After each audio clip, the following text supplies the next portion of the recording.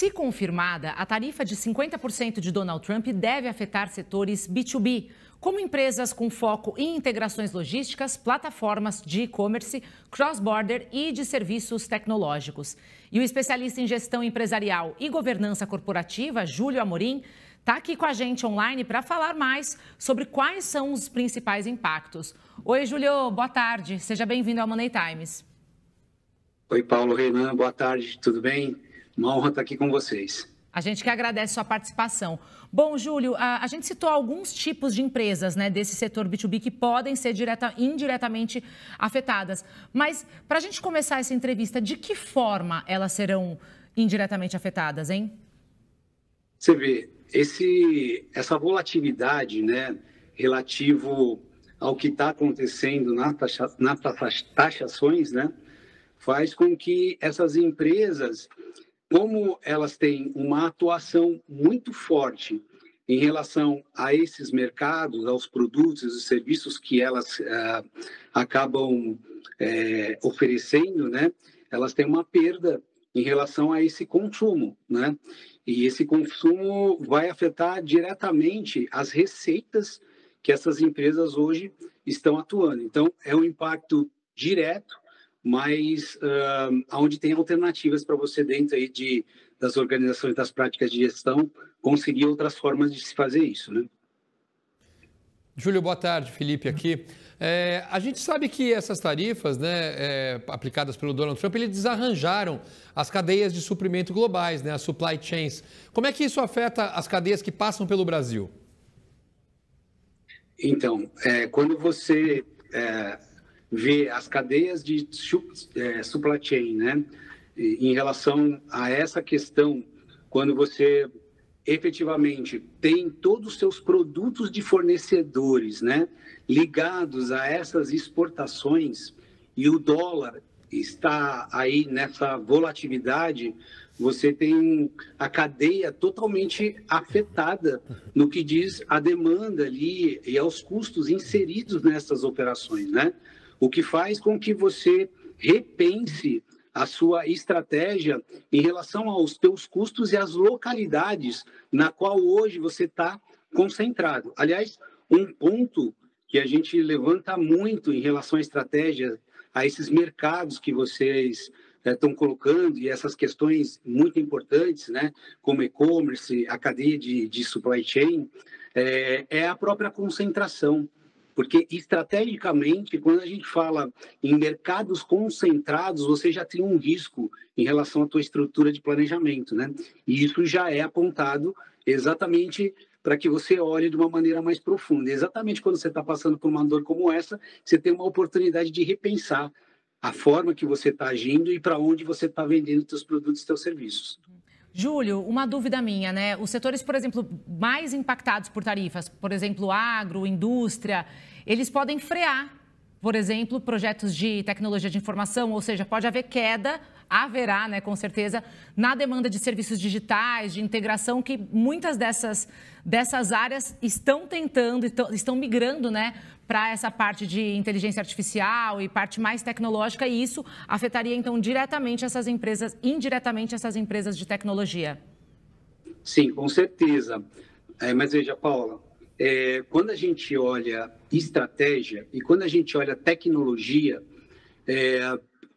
o dinheiro acaba mudando de mão. Vocês acabaram de mostrar aí um gráfico da tendência, da crise, do Fed, como foi a taxa de juros. Você vê, alguns vão viver essa crise como realmente uma ameaça, um problema, e outros vão ter a oportunidade. E a tecnologia, ela permite isso, com que você mude ali rapidamente aquele mercado que você está atuando e você atue de forma mais ampla, para que você evite exatamente uma queda tão brusca na tua atuação, nas suas receitas, né? É por isso que a gente, como especialista de planejamento, de governança, quando a gente está olhando matriz de risco dos negócios, a gente sempre pensa em concentração de mercados como um risco muito alto. E nesse momento que isso ocorre, a tecnologia, ela é um meio importante. Então, ela é impactada? Sim.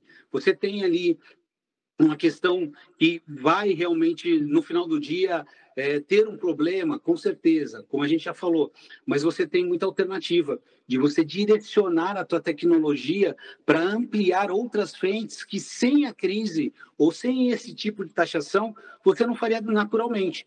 O que a gente diz que, às vezes, a estratégia ela vem pela dor, né? Ela não vem pelo amor, né?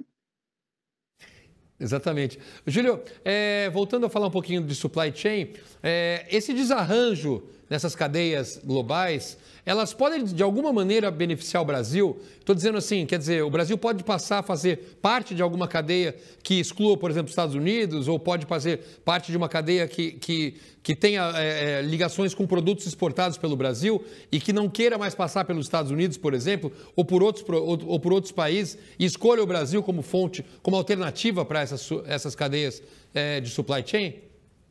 Você vê, uma das questões que me perguntaram é exatamente sobre as empresas de assessoria e de consultoria que são especializadas nesse tipo de resposta, Renan, que você acabou de me fazer.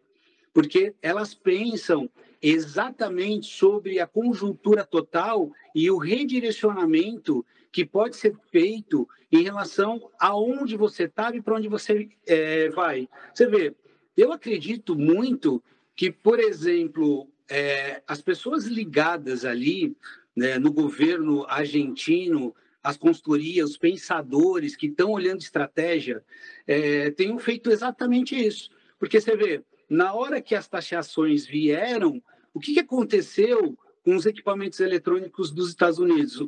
A Argentina foi lá, ela diminuiu as taxas, praticamente zerou, e hoje você consegue comprar um iPhone por um preço muito abaixo. Então, ela potencializou a entrada de um produto através do mesmo problema que para outros países isso é complicado. Então, eu coloquei até sobre isso numa outra matéria que eu fui procurado recentemente, que essas empresas que estão pensando sobre essa ótica que você perguntou, você consegue achar exatamente nesse momento alternativas para poder prover consultorias e apoio aos negócios a empresas para encontrar esses rearranjos e esses novos mercados. A própria Embraer, né, a gente viu isso, que está na lista das mais impactadas. Obviamente que esse pedido já vinha sendo negociado, mas ela apresentou a venda de 45 jatos para o mercado da Dinamarca. Então, ela teve ali um reposicionamento muito rápido. Provavelmente pode até ser que a gente não tenha informação interna que estrategicamente possa ter aberto mão de uma condição que tradicionalmente não abriria. E isso fez com que uma condição, né, de suprimentos ali tenha sido feito um rearranjo para uma outra localidade. Então, acho que as empresas no Brasil que têm concentração, que estão nessa cadeia de risco, elas precisam ser reavaliadas e a gente precisa achar alternativas exatamente para que a gente seja um caminho muito interessante, como a Argentina fez, e o Brasil também pode fazer para mercados que tradicionalmente a gente não entrava, e a gente pode fazer isso uma oportunidade. Júlio, essas empresas já têm visto a sua demanda encolher drasticamente, já têm visto cortes, né? Está se tornando instável ou ainda está naquele período todo mundo ainda aguardando, então, uma possível negociação?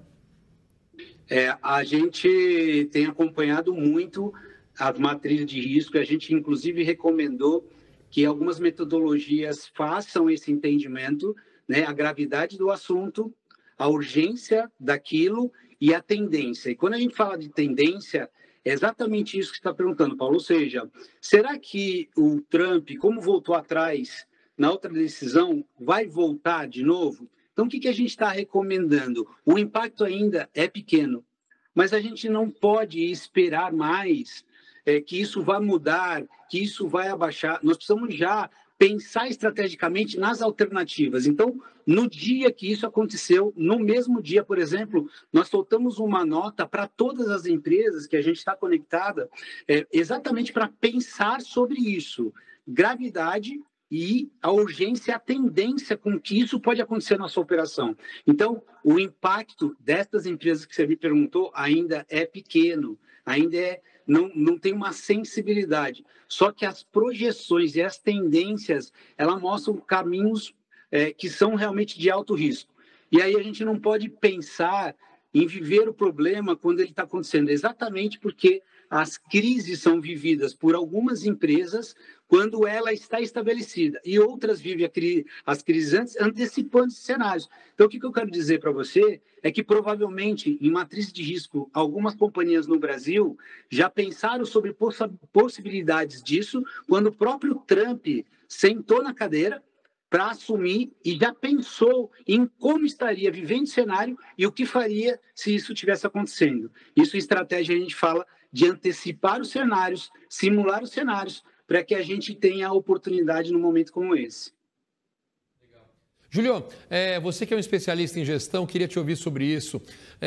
Quando a gente tem uma redistribuição de exportação de commodities, dizem que é um pouco mais simples do que, por exemplo, você fazer uma redistribuição de exportação de produtos de alto valor agregado, por exemplo, como a Embraer, que você citou, a gente viu o CEO da Embraer falando sobre isso. Mas como é que é na questão das commodities? É mais simples mesmo redirecionar essa distribuição, essa exportação?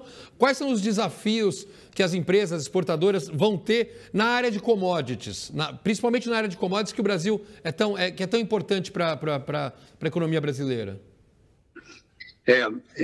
Eu acho que, assim, de verdade, no meu coração, na minha razão e na minha experiência que eu tenho, eu não acredito nessas frases, às vezes, efeitos, né, de, é mais fácil, é mais tranquilo. Não é, porque, assim, nós precisamos encontrar a demanda.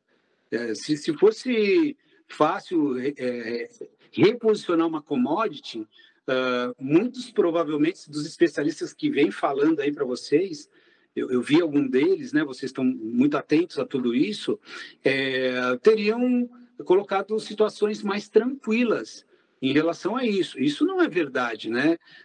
A commodity também, para você reposicionar, para você transicionar dentro de uma governança, dentro de uma estratégia, você também tem um trabalho. O que, de novo, eu quero lembrar, essas commodities, para serem redirecionadas rápido, diferente de mercados de valor agregado, que são mais complexos para você fazer isso, elas já estavam, em algum momento, pensadas para você poder absorver, né, aquela situação, apertar um botão e trazer para a mesa pedidos e necessidades que não estavam no seu rol ativo, mas estavam preparados para trazer para parceiros de negócio que essas conversas já existiam e que já estavam sendo feitas. Então, aí não é questão da facilidade de alguns, mas é questão do trabalho que foi feito para que esta condição ela fosse acionada quando um problema como esse fosse possível. E aí eu vou dizer para você que este pensamento, se ele existe dentro de uma organização como um trabalho preventivo e pensado, até para mercados de valor muito agregado e complexos, provavelmente você pode ter rotas de fornecimento mais rápidas também. Então, eu acredito que nós teremos, sim, o impacto, tanto no commodities como nos outros mercados que estão listados, quando a gente realmente, nesse momento, está vivendo a crise na sua intensidade. Estamos vendo a taxação na sua intensidade plena. Essas empresas, elas vão acabar tendo um tempo maior para conseguir se reposicionar. E aí, você precisa ter uma estrutura financeira, estar preparado para vivenciar esse momento. Você acaba de acompanhar a excelente entrevista do Júlio Amorim, que é especialista em gestão empresarial e governança corporativa. Júlio, muito obrigada pela sua participação, uma boa tarde e um ótimo restinho de semana. Eu que agradeço. Boa tarde a você. Até a próxima.